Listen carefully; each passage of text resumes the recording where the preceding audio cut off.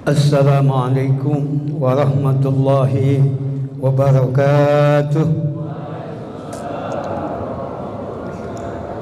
Alhamdulillahilladzi rafa'a ibadah minad darajatid dani'ah ila darajatil 'aliyah wa minal jahli ila rusydi wa minad dhulumati ilan nur binuri hidayatihi wa inayatihil qayyumiyah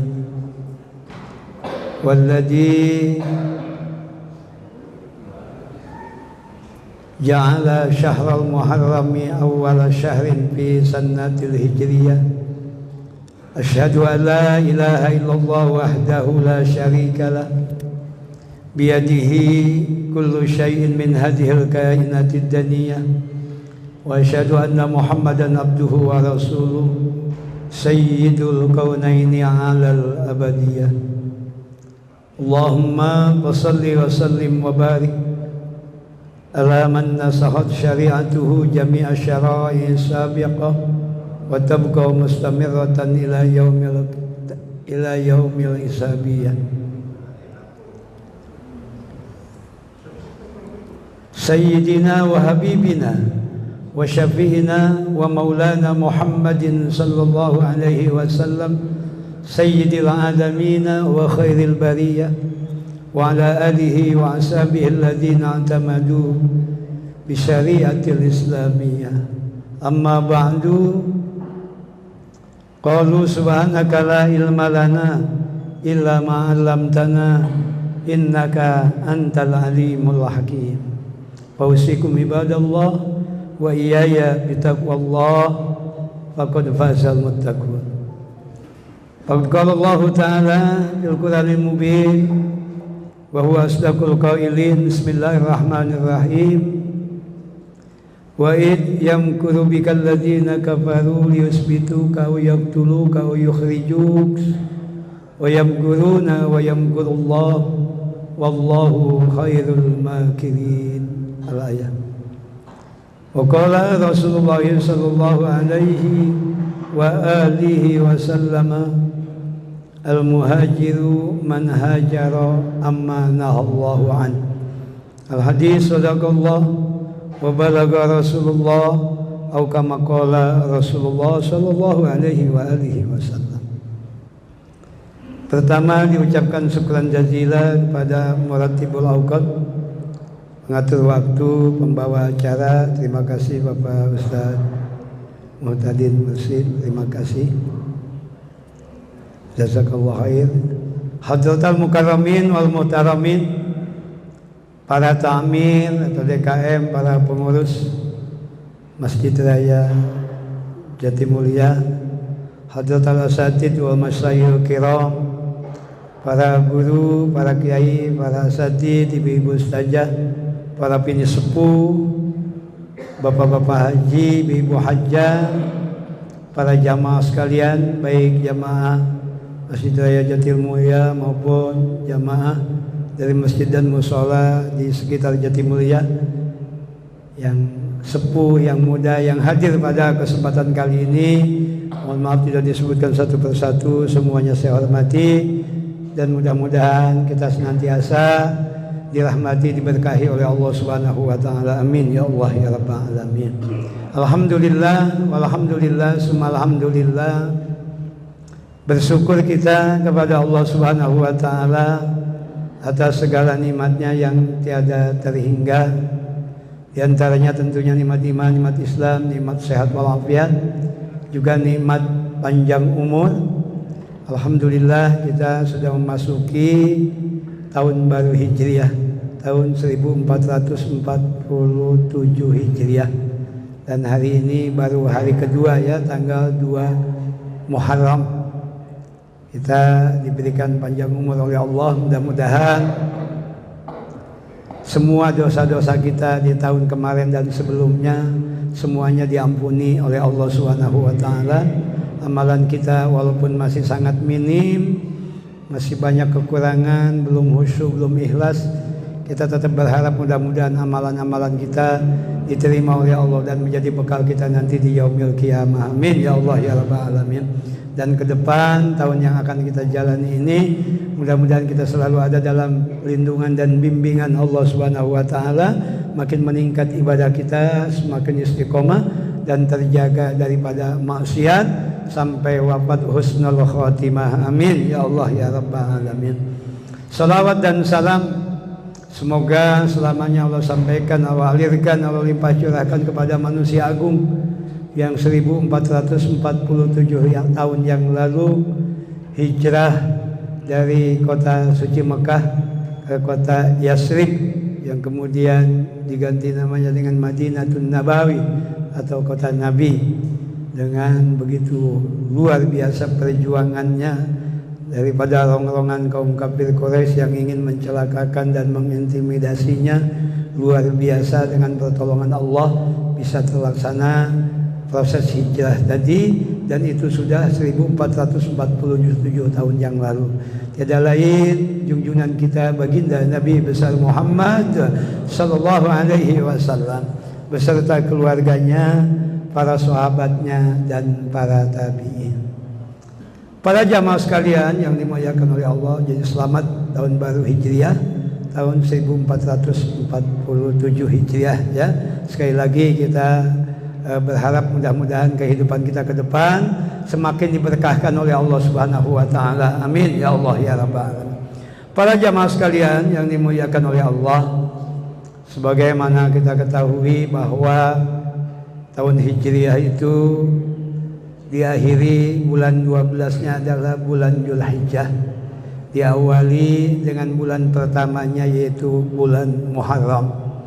Bulan Dzulhijjah, bulan Muharram ini kata Nabi adalah termasuk bagian bulan-bulan pilihan atau bulan-bulan istimewa. Karena ada bulan istimewa, ada hari istimewa ya, ada juga perempuan-perempuan istimewa ya. Laki-laki istimewa banyak, yang khusus disebutkan ibu-ibu nih ada perempuan-perempuan istimewa. Di sini disebutkan warawa, bismillahirrahmanirrahim, kalau musannif rahimahullah, warawa Ibnu Mas'udin, sudah meriwayatkan Abdullah bin Mas'ud radhiyallahu anhuma anin Nabi sallallahu alaihi wasallam annahu qala, datang dari baginda Nabi Muhammad sallallahu alaihi wasallam, beliau bersabda, apa kata baginda Nabi? Inna Allah ta'ala qad ihtara minal ayyami arba'atan wa minas syuhuri arba'atan wa minan nisa'i arba'atan wa arba'atan yasbikuna ilal jannah wa arba'atan ishtaqat ilaihimul jannah. Yang artinya kata baginda Nabi, sesungguhnya Allah Subhanahu wa taala sudah memilih ada 4 hari terbaik, ada 4 hari istimewa. Kemudian ada juga 4 bulan istimewa.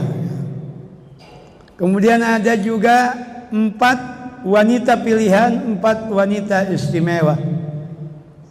Kemudian selanjutnya ada 4 orang yang mendahului masuk surga dari negaranya masing-masing.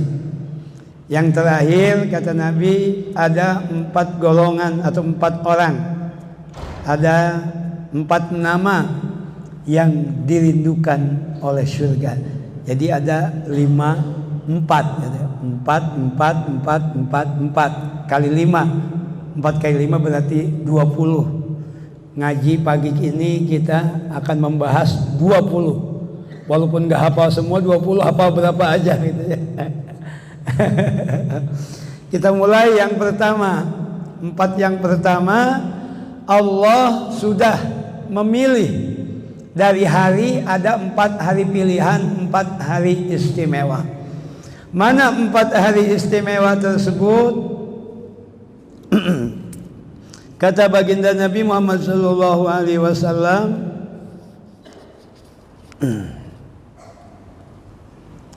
amal ayyamu fa awwaluha yaumul jum'ati.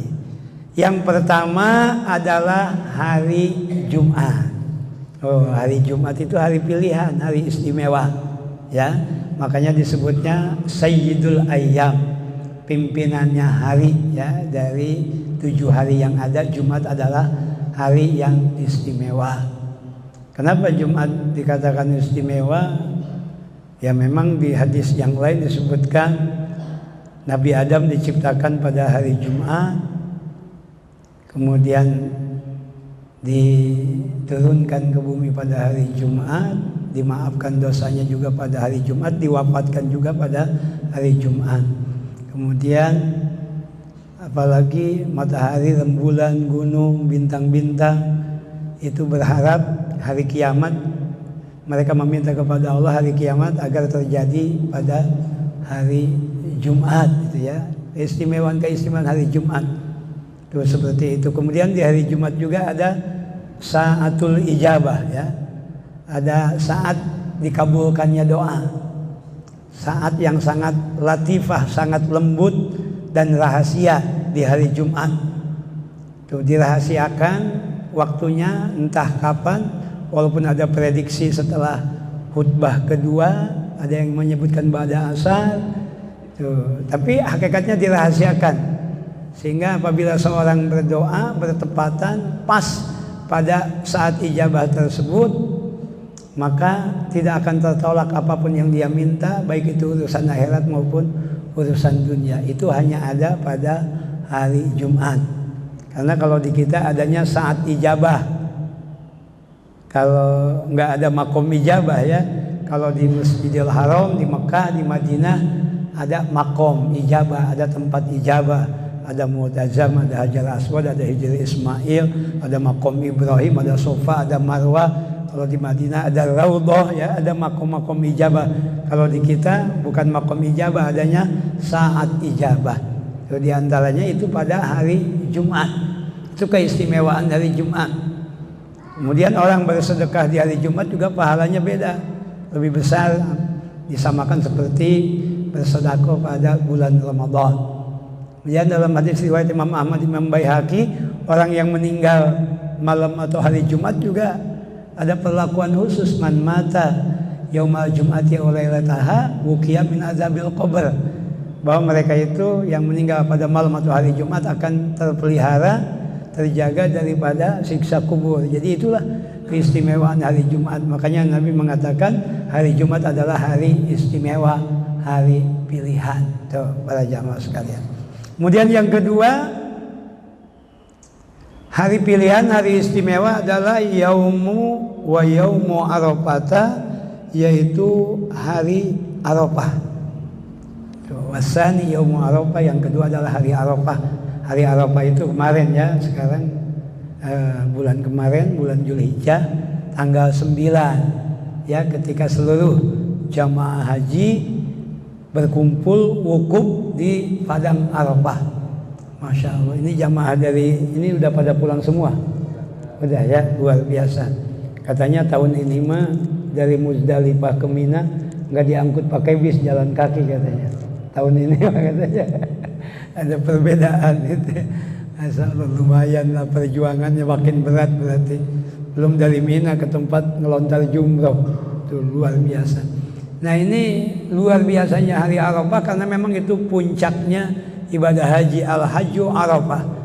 Puncaknya ibadah haji adalah Arafah. Bahkan orang yang wukuf di padang Arafah itu harus benar-benar berhusnuzon kepada Allah bahwa dosa-dosanya diampuni. Dan termasuk dosa besar, kalau orang wukuf di padang Arafah, dosa besar tuh kalau dia bersuudzon kepada Allah bahwa dosanya belum diampuni. Kalau dia bersuudzon kepada Allah bahwa dosa saya walaupun wukuf belum diampuni, itu malah jadi dosa besar. Karena suudzonnya kepada Allah. Harus bersuudzon sebanyak apapun dosa, orang yang wukuf di padang Arafah itu akan diampuni dosanya oleh Allah. Tuh, kemudian bahkan saya menemukan dalam kitab Nasaihul Ibad, Nabi itu memohon kepada Allah bahwa jamaah yang sedang wukuf di padang Arafah itu minta diampuni Kanjeng Nabi kepada Allah. Yang diampuni itu bukan hanya dosa si hamba dengan Allah, tapi juga dosa si hamba dengan sesama manusia. Walaupun agak telat, alhamdulillah ada jawaban akhirnya dari Allah melalui malaikat Jibril, kabar gembira bahwa jamaah yang wukuf di padang Arafah dosanya diampuni oleh Allah, bukan hanya dosa hakullah tapi juga dosa hak adami. Ini keistimewaan hari Arafah luar biasa. Nih, mudah-mudahan nih yang belum ke sana Allah izinkan satu saat ya bisa melaksanakan ibadah haji. Amin ya rabbal alamin. Kalau umroh nggak ada wukuf Arafahnya kalau umroh ya. Tuh, kalau umroh mah piknik doang, wisata doang ya, enak ya. Kalau umroh nggak ada armunanya, nggak ada perjuangan beratnya.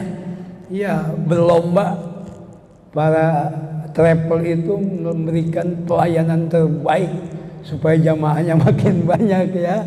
Luar biasa, carikan hotel terbaik, pelayanan terbaik gitu ya.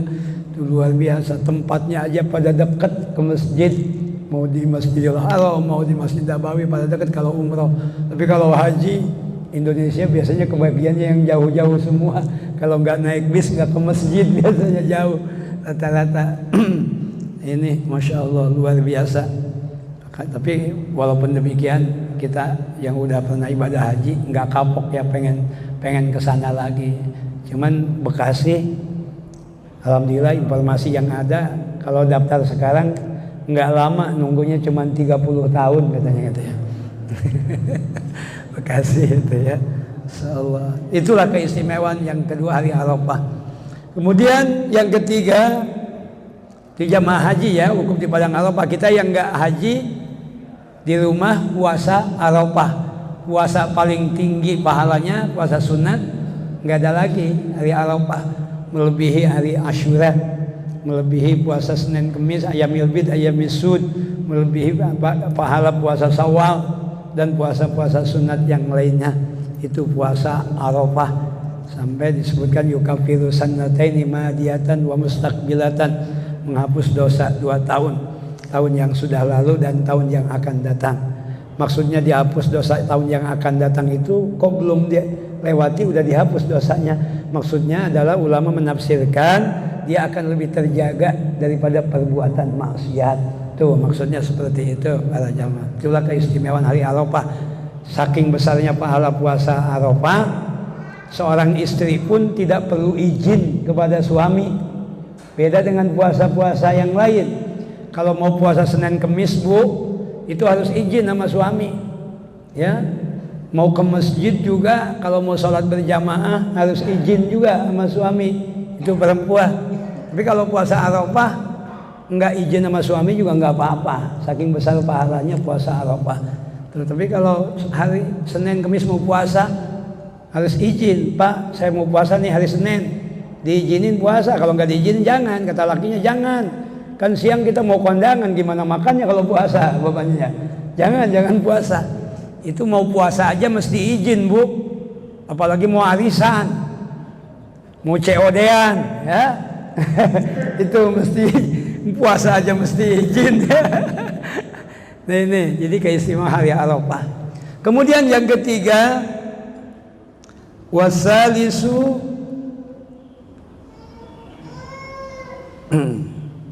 Yaumun Nahri.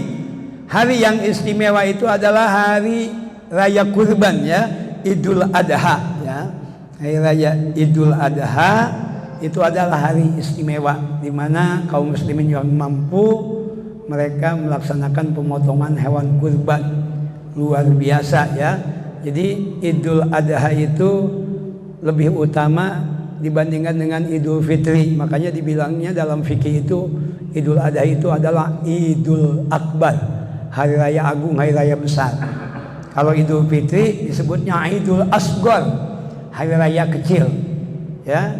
Tapi kalau di kita malah kebalik, yang besar dikecil-kecilin, yang kecil besar-besarin. Kebalik kita. Kita kalau mau Idul Adha slow, santai, kita pikiran kita ya. Tapi kalau mau Idul Fitri saraf tegang semua. Iya, kudu punya duit buat beli baju, pakaian, buat mudik, buat beli makanan, kue segala macam. Mikirin kudu punya banyak duit baik ya kalau Idul Fitri itu. Ya, kalau Idul Adha santai aja.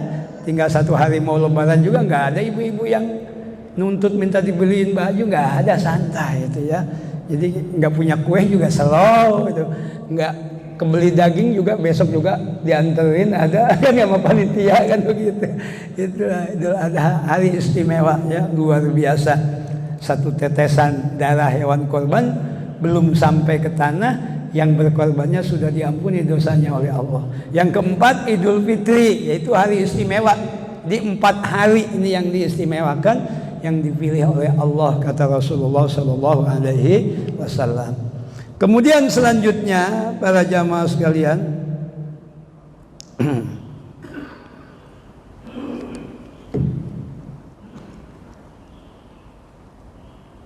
ada 4 bulan istimewa ya. Kalau tadi kan hari 4 hari istimewa.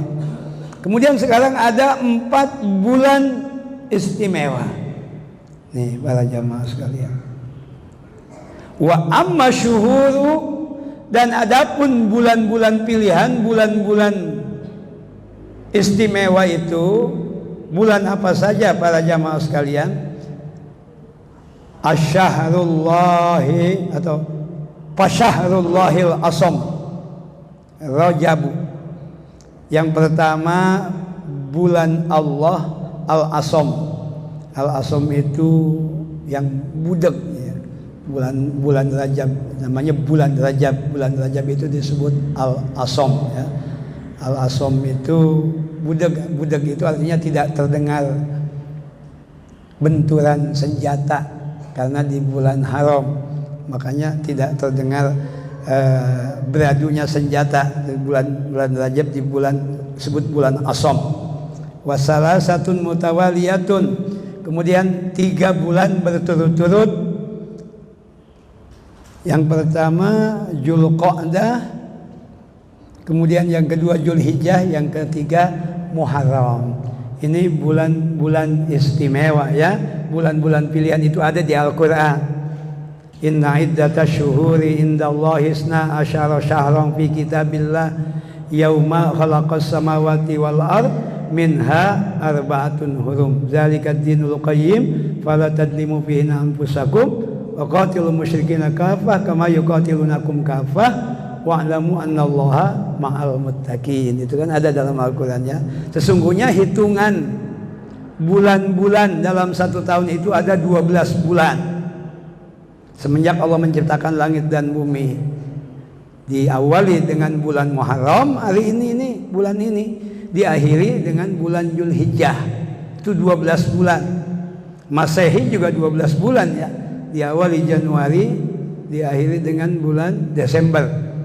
Kalau itu mah kita lebih hafal. Lebih hafal ya, walaupun tahun Masehi bukan tahun Islam, kita lebih hafal tahun Masehi dibandingkan dengan tahun Hijriah. Tahun Hijriah anak-anak sekarang banyak yang nggak hafal gitu. Kalau sebutin 12 bulan Hijriah, banyak yang nggak hafal.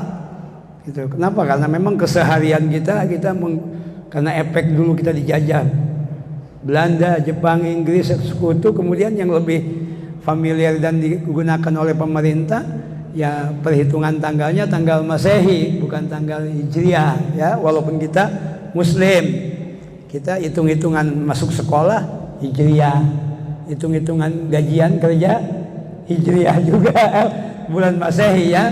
Itu kalau kita hitung-hitungan sekolah bulan Masehi, hitung-hitungan gajian kerja juga bulan Masehi.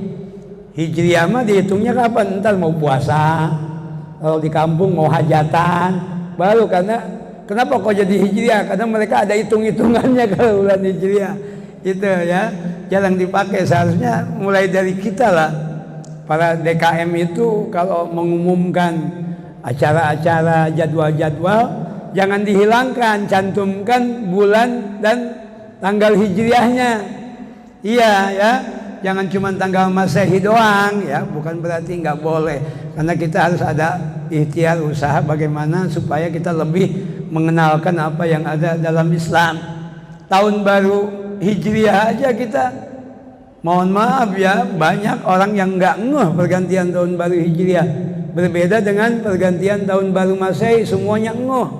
Bahkan sampai ke kampung-kampung ada yang beli jagung, beli ikan emas, beli ayam buat dipanggang-panggang segala macam ya kalau tahun baru Masehi. Kalau tahun baru Hijriah kadang nggak ngehnya lihat yang ada pawai obor aja gitu ya. Oh, ada apa nih pawai obor? Pergantian tahun baru Hijriah ya. Ya, walaupun tidak ada perintah merayakan tahun baru Hijriah, kan memang tidak ada perintahnya, tapi kan kadang berawal dari keprihatinan para aktivis dakwah, para ulama, kemudian banyak yang menghidupkan pergantian tahun baru Hijriah dirayakan dengan pawai obor dan lain sebagainya, lebih kepada rasa keprihatinan melihat kondisi umat Islam, terutama generasi mudanya yang lebih tertarik dengan apa yang keluar dari non-Islam. Makanya diubah, dialihkan supaya mereka punya perhatian dengan apa yang ada dalam Islam. Jadi mereka bukan hanya ngeh tentang pergantian tahun baru Masehi, tapi mereka juga ngeh dengan pergantian tahun baru Hijriah. Jadi ditarik mereka itu supaya lebih senang dengan apa yang ada dalam Islam. Tuh para jamaah sekalian. Nah ini, jadi ada 4 bulan ya, bulan Rajab, Dzulqa'dah, Dzulhijjah, dan Muharram. Ini para jamaah sekalian sebagai 4 bulan pilihan. Kemudian yang selanjutnya, wa amman nisa'u, dan adapun perempuan-perempuan istimewa. Nih ibu-ibu, perempuan-perempuan pilihan. Yang pertama Pamaryamu bintu Imran. Ya, Pamaryamu bintu Imran. Yang pertama adalah Siti Maryam binti Imran. Ini wanita pilihan, ibunda daripada Nabi Isa alaihis salam ya. Maryam binti Imran yang namanya diabadikan menjadi surat di dalam Al-Quran, surat Maryam. Surat Ali Imran juga tentang Siti Maryam juga ya. Luar biasa, seorang wanita suci yang tidak pernah tersentuh laki-laki, tapi kemudian mengandung dan melahirkan seorang hamba Allah yang kemudian diangkat menjadi Nabi dan Rasul, yaitu Nabi Isa alaihi salam. Sehingga ketika Siti Maryam ini kena fitnah, dianggap pezina dan membawa kesialan bagi lingkungannya, maka ketika sudah lahir Isa, Isa-lah sang bayi yang menjelaskan, yang berbicara langsung kepada masyarakat sekitar bahwa dia adalah Isa yang akan diangkat menjadi utusan Allah, menjadi hamba Allah. Baru nama baik Siti Maryam terrehabilitasi, seorang wanita yang luar biasa ahli ibadah, sampai enggak mesti keluar dari tempat kamar beribadahnya untuk mencari makan. Kenapa? Karena Allah sudah mengirim makanan dari surga untuk Siti Maryam di tempat dia bertirakat ya, di tempat dia beribadah kepada Allah. Itu dijelaskan dalam surat Ali Imran ya, luar biasa. Saking luar biasanya ibadahnya sampai makanan aja bukan dikirim sama orang. Sampai Nabi Zakaria aja bingung, ini makanan dari mana wahai Maryam? Ini makanan dari surga yang dikirim oleh Allah. Itu luar biasa. Tuh. Kita pernah nggak Pak ibadah atau tahajud semalaman gitu ya, terus ada yang ngirimin makanan gitu ya ke tempat ibadah gitu? Pernah nggak gitu ya? Atau buka sejadah, di bawah sejadah banyak uangnya gitu ya? Kalau ulama-ulama dahulu banyak Pak, ada dalam kitab Ad-Dasuki Umul Barohin. Saking luar biasanya itu, kalau sejadah dibuka itu banyak uangnya. Kalau kita memang ditaruh dulu baru kita buka baru ada. Itu seperti itu. Luar biasa itu ya, Siti Maryam ini. Ini wanita pertama yang dipilih, diistimewakan oleh Allah. Makanya banyak yang punya anak perempuan kemudian tabaruk memberikan namanya Maryam. Itu bagus itu para jamaah. Kemudian yang kedua, siapa para jamaah sekalian? Perempuan istimewa, wanita pilihan, wa Khadijah bintu Huwailid. Siti Khadijah bintu Khuwailid. Siapa Siti Khadijah bintu Khuwailid? Dia adalah istri daripada baginda Nabi besar Muhammad sallallahu alaihi wasallam, sabiqatun nisa'il alamin, yang paling dahulu, paling pertama wanita-wanita di alam dunia ini yang beriman kepada Allah dan kepada Rasulnya. Itu Siti Khadijah, luar biasa, istri tercinta baginda Nabi. Seluruh hartanya diberikan kepada Kanjeng Nabi untuk fasilitas dan pembiayaan dakwah Kanjeng Nabi, dari kaya raya sampai gak punya apa-apa, dari konglomerat menjadi melarat.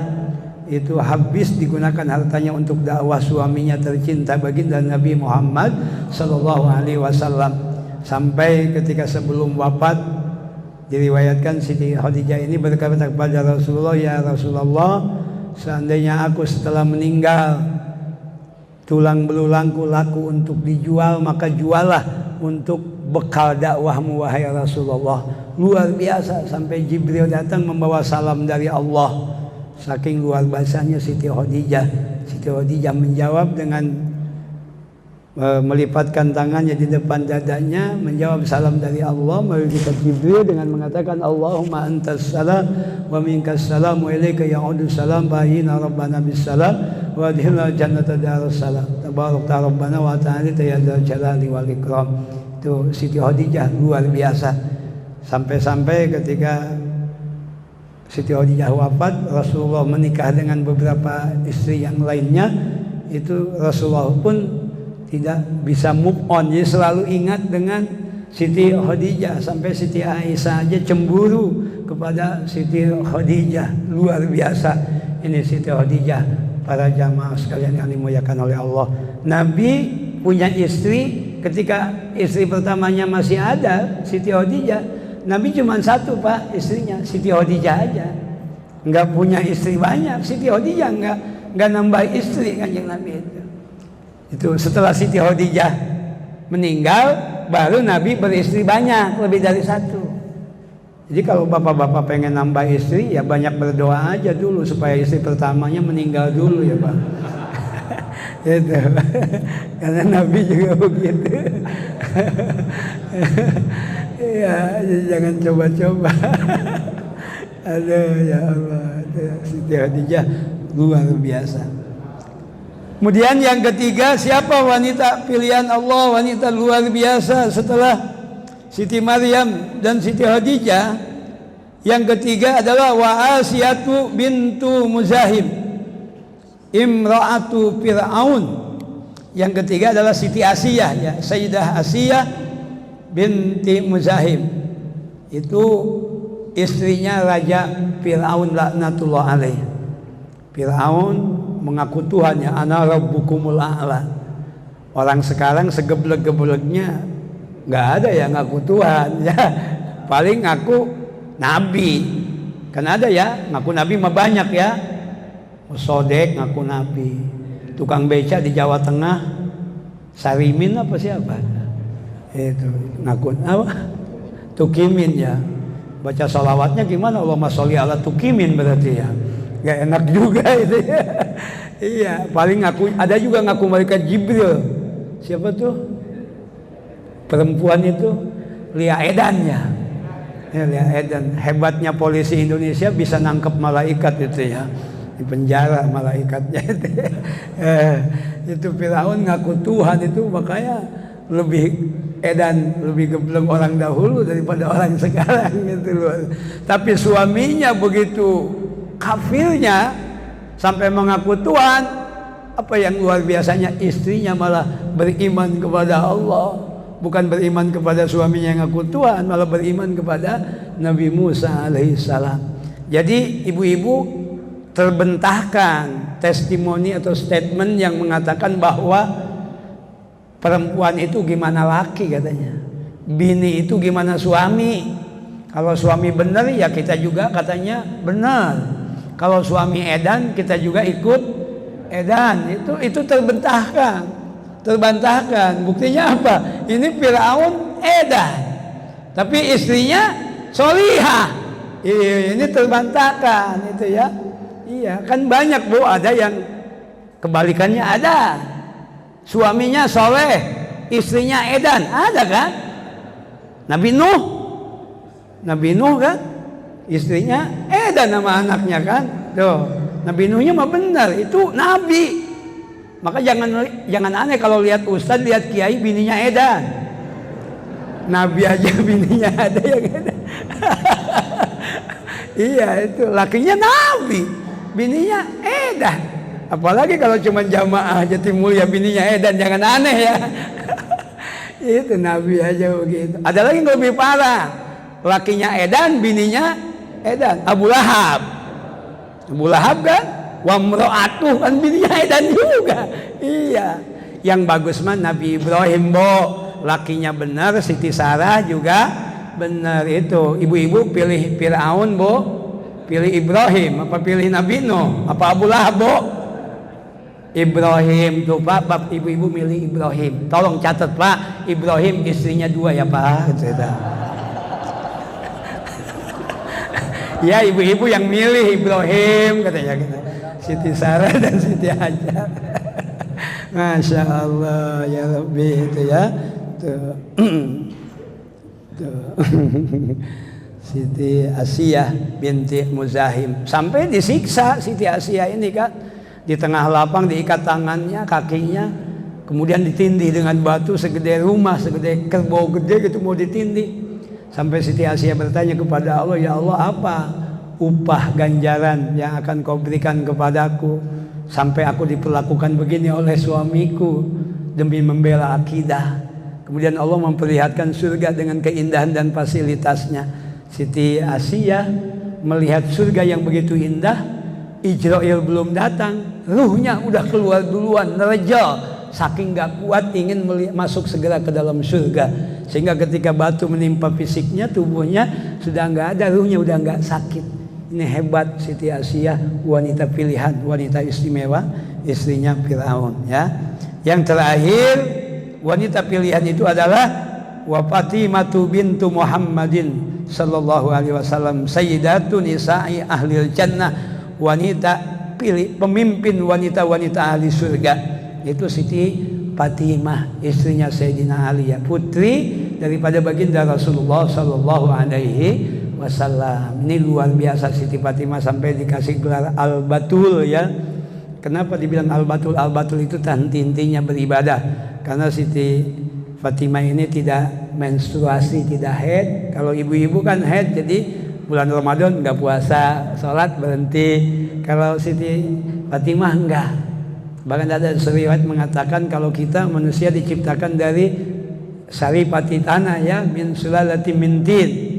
Tapi kalau Siti Fatimah ada riwayat mengatakan beliau itu bukan terbuat daripada saripati tanah. Tapi beliau itu ketika Nabi Isra Mi'raj oleh Jibril diajak mampir ke surga, di surga diperlihatkan ada satu pohon yang buahnya indah sekali, di bawahnya mengalir air, buahnya lebih kecil dari apel, diberikan kepada Rasul untuk dimakan. Enak, manis, luar biasa nikmatnya. Ketika kembali Isra Mi'raj, baginda Nabi berhasrat kepada Siti Khadijah, tidur dengan Siti Khadijah. Dari situlah hamil Siti Fatimah. Jadi Siti Fatimah berasal terbuat daripada saripati buah yang ada di dalam surga. Itu Siti Fatimah putri Rasulullah SAW. Ini 4 wanita pilihan, 4 wanita istimewa. Udah 3 tuh, hari istimewa, bulan istimewa, kemudian wanita istimewa. 2 lagi, tinggal 5 menit lagi ini ya. Jangan langsung sholat kalau suruk ya. Kalau suruk ini nunggu 10 menit mah minimal ya, karena waktu masih waktu haram ya. Kalau nut itu waktu haram, jangan sholat. Tuh, itu bagian daripada waktu yang diharamkan sholat. Nunggu jarak waktu 10 menit atau 15 menit gitu ya. Pas terbit matahari itu nggak boleh. Kemudian yang ketiga, para jamaah sekalian, yang keempat ya. Yang keempat, wa amma sabiquna, yang keempat, dan adapun orang-orang yang paling dahulu masuk ke dalam surga, Falikulli qaumin sabiqun ila jannah. Setiap kaum, setiap bangsa itu ada orang pertama yang paling dahulu masuk surga. Siapa 4 manusia pilihan yang paling dahulu dari negaranya masuk surga? Yang pertama Pak Muhammadun sallallahu alaihi wasallam sabiqul arabi. Yang pertama adalah Kanjeng Nabi Muhammad sallallahu alaihi wasallam. Beliau yang paling pertama masuk surga dari negeri Arab. Bahkan dari semua negeri yang ada di alam dunia, memang beliau yang paling pertama masuk surga. Maka termasuk dari Arab pun, walaupun banyak nabi di Arab, banyak sahabat di Arab, banyak kaum muslimin di Arab, yang paling pertama masuk surga adalah Kanjeng Nabi Muhammad sallallahu alaihi wasallam. Yang kedua, Wasalman sabiqu Paris. Yang kedua adalah Salman Al-Farisi. Salman Al-Farisi ini beliau orang yang paling dahulu dari negeri Persia, ya, negeri Paris itu, ya, yang masuk ke dalam surga.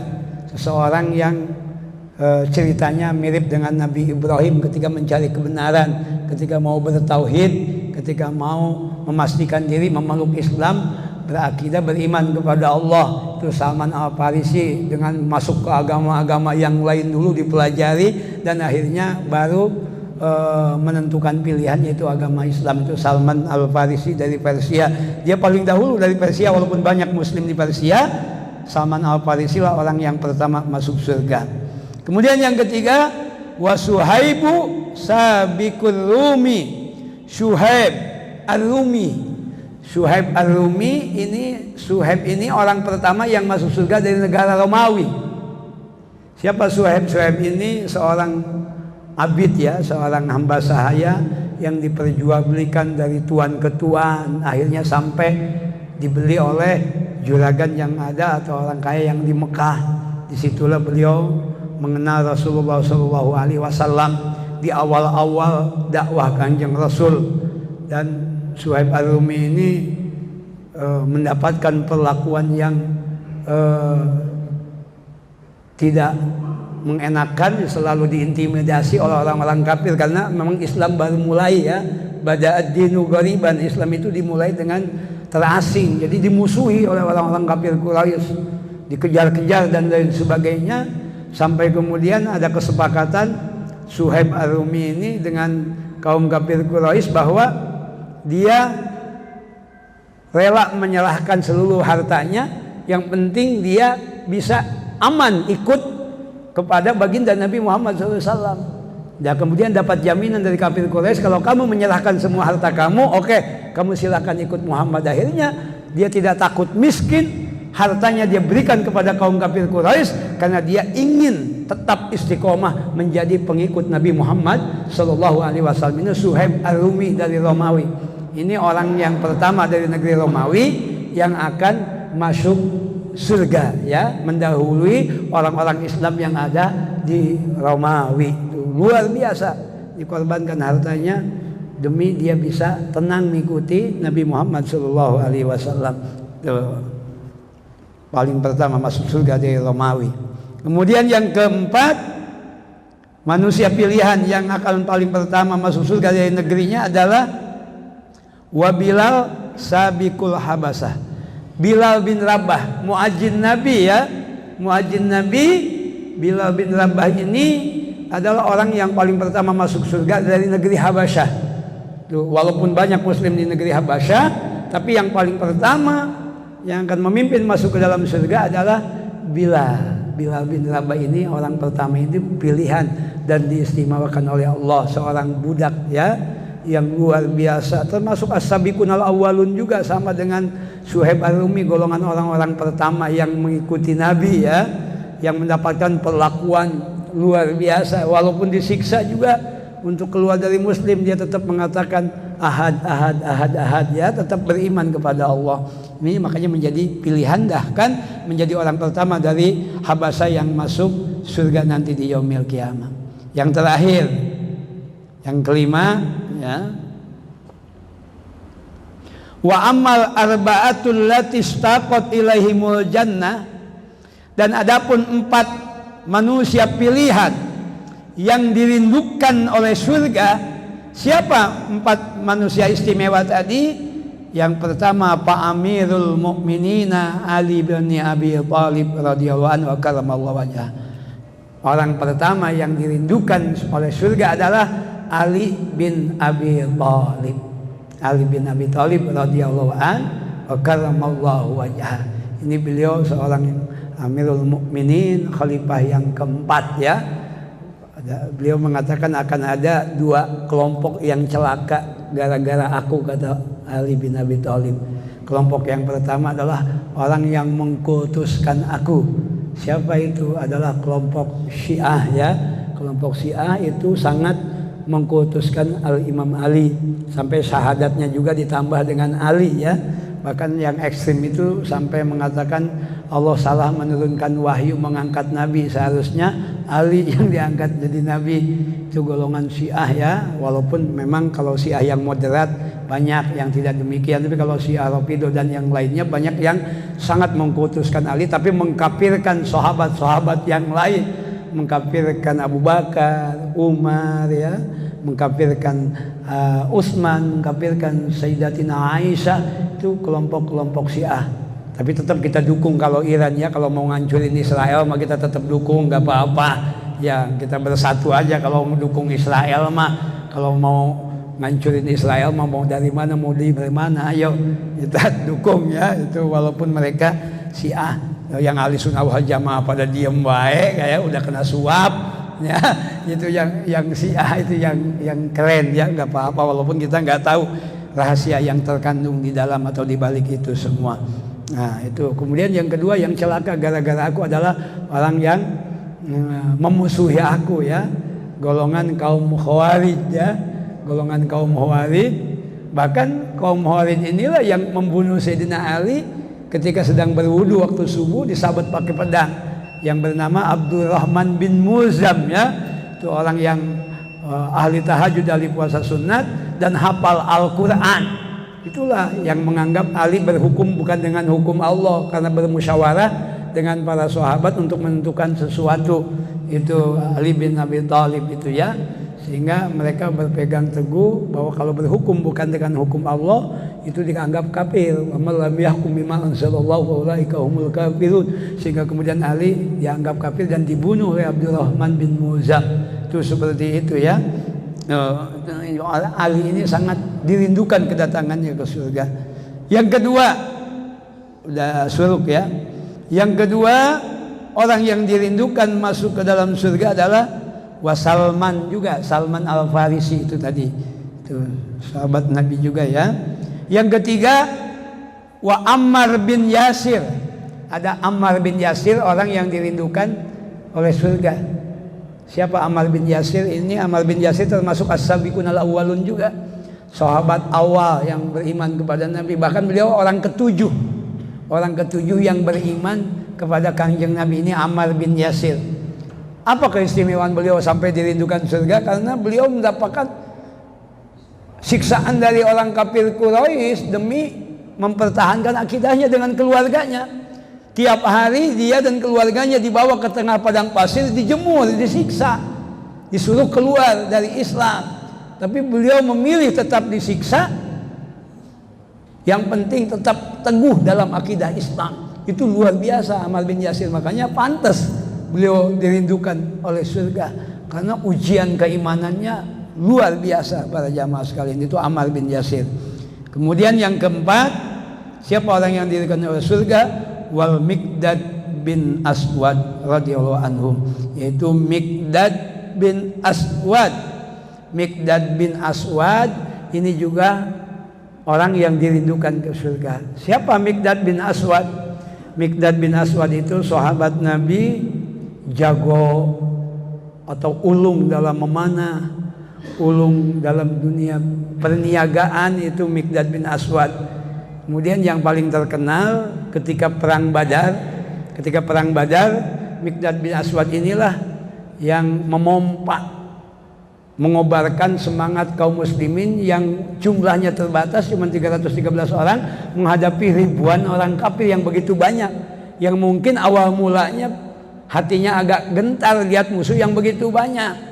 Tapi ada seorang yang berdiri mengorbankan atau mengumandangkan takbir, memberikan semangat kepada kaum muslimin ketika perang Badar tersebut, sehingga akhirnya umat Islam itu terbangun semangatnya, jiwa jihadnya muncul semuanya tanpa ada rasa takut, kemudian melawan orang kafir yang ribuan, dan atas pertolongan Allah di perang Badar kaum muslimin mendapatkan kemenangan. Ini tidak terlepas dari peran Miqdad bin Aswad yang memompa, menyemangati orang Islam supaya jangan takut, ayo kita serang orang kafir ini. Inilah Miqdad bin Aswad, orang yang dirindukan oleh surga. Sudah ini ya, 20 macam tadi, hafal nggak hafal, apa aja yang dihafal pokoknya itu ya. Pokoknya ada 5 ya, hari pilihan, bulan pilihan, wanita pilihan, orang yang masuk surga duluan pilihan, yang terakhir barusan orang yang dirindukan oleh surga. Jadi 4 kali 5, 20. Mudah-mudahan kita bisa mengikuti salah satu dari yang 20